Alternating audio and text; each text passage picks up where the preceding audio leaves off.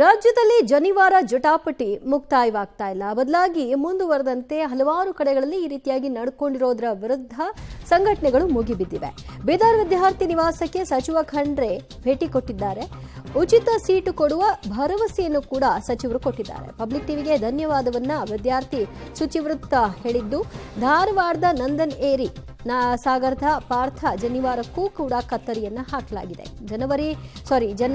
ಜನಿವಾರ ಕತ್ತರಿಸಿದ್ದಕ್ಕೆ ವಿದ್ಯಾರ್ಥಿಗಳು ಆಕ್ರೋಶವನ್ನು ವ್ಯಕ್ತಪಡಿಸಿದ್ದಾರೆ. ಹಲವು ಕಡೆಗಳಲ್ಲಿ ವಿರೋಧವನ್ನ ಮಾಡುವ ಮೂಲಕವಾಗಿ ಪರೀಕ್ಷೆಯನ್ನ ಬರೆದಿಲ್ಲ, ಅದರಲ್ಲೂ ಬೀದರ್ ಕೇಸ್. ಇನ್ನು ಉಳಿದಂತೆ ಹಲವಾರು ಕಡೆಗಳಲ್ಲಿ ಜನಿವಾರವನ್ನು ಕಟ್ ಮಾಡೋ ಮೂಲಕವೇ ಪರೀಕ್ಷೆಗೆ ಅವರಿಗೆ ಅವಕಾಶ ಮಾಡಿಕೊಟ್ಟಿರೋದು. ಇದರಿಂದ ಸಹಜವಾಗಿ ಆಕ್ರೋಶ ವ್ಯಕ್ತವಾಗಿದೆ. ಫಸ್ಟ್ ಆಫ್ ಆಲ್ ನಾನು ಪಬ್ಲಿಕ್ ಟಿವಿ ಅವರಿಗೆ ಬಿಗ್ ಥ್ಯಾಂಕ್ಸ್ ಅಂತ ಇದ್ದೀನಿ. ಫಸ್ಟ್ ಅವರೇ ಬಂದು ಕವರೇಜ್ ಮಾಡಿದ್ರು, ಎಲ್ಲ ನ್ಯೂಸಿಂದು ಲೈವ್ ಎಲ್ಲ ತೊಗೊಂಡ್ರು, ಅವರೇ ಬಂದಿದ್ದು. ನಿಮ್ಲಿಂದೇ ಎಷ್ಟು ನ್ಯಾಯ ಸಿಕ್ತು. ಪಬ್ಲಿಕ್ ಟಿವಿ ಎಲ್ಲ ನ್ಯೂಸ್ ಚಾನೆಲ್ ಹಿಡಿದು ಕವರೇಜ್ ಮಾಡಿದ್ದು.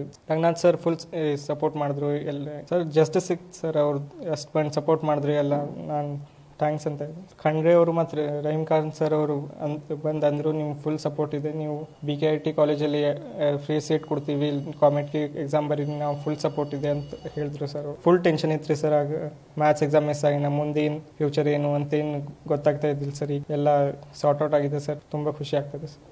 ಫಿಸಿಕ್ಸ್ ಎಕ್ಸಾಮ್ ಬರ್ಲಿಕ್ಕೆ ಹೊಂಟಿದ್ದೆ. ಚೆಕಿಂಗ್ ಎಲ್ಲ ನಡೀತಾ ಇತ್ತು. ಅವಾಗ ಪೊಲೀಸ್ ಆಫೀಸರ್ಸ್ ಎಲ್ಲ ನಿಂತಿದ್ರು. ಅವರು ಚೆಕ್ ಮಾಡ್ಲಿಕ್ಕಿದ್ರು. ನಂದಿಲ್ಲಿ ಕೊಳ್ತ್ರಿ ಜನಿವಾರ ಕಾಣ್ತು ಅವರಿಗೆ. ಅವ್ರ ಕಣ್ ಮೇಲೆ ಅವ್ರೇನಂದ್ರು, ಅದನ್ನ ತೆಗಿಬೇಕಾಗ್ತದೆ, ಈಗ ಎಕ್ಸಾಮ್ ಬರ್ಲಿಕ್ಕೆ ಅಲೋ ಮಾಡೋದಿಲ್ಲ, ತೆಗಿಲ್ಲ ಅಂದ್ರೆ ನಾನು ಕನ್ಫ್ಯೂಸ್ ಆಗಿ ಹಿಂಗೆ ಜನಿವಾರ ತೋರಿಸಿದೆ ಅವರಿಗೆ. ಮತ್ತು ಎಕ್ಸಾಮ್ ಟೆನ್ಷನ್ ಒಂದಿತ್ತು, ಅದಕ್ಕೆ ನಾ ಒಳಗೆ ಹೊಂಟಿದ್ದೆ ಎಲ್ಲ ತೆಗೆದು ಬರ್ಲಿಕ್ಕೆ. ಅಷ್ಟು ಟೈಮ್ ಇಲ್ಲ, ಈಗ ಏನು ತಗೋದು ಕೊಡ್ತೀಯಾ ಅಂತಂದು ಹೇಳಿ ಕತ್ರಿ ತೊಗೊಂಬಂದು ಕಟ್ ಮಾಡಿದ್ರು.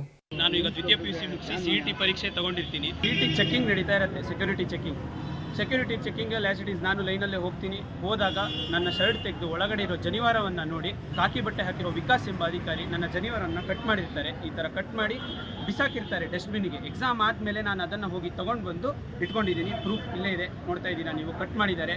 ಇದರಿಂದ ನನಗೆ ತುಂಬ ದುಃಖ ಆಗಿದೆ ಮತ್ತು ಎಕ್ಸಾಮ್ ಬರೆಯೋಕ್ಕೂ ಮಾನಸಿಕವಾಗಿ ನನಗೆ ಹಿಂಸೆ ಆಗಿದೆ. ಎಕ್ಸಾಮ್ ಬರೆಯೋದಕ್ಕೂ ಇದರಿಂದಾಗಿ ನನಗೆ ನ್ಯಾಯ ಸಿಗಬೇಕು ಅಂತ ಕೇಳ್ತಾ ಇದ್ದೇನೆ.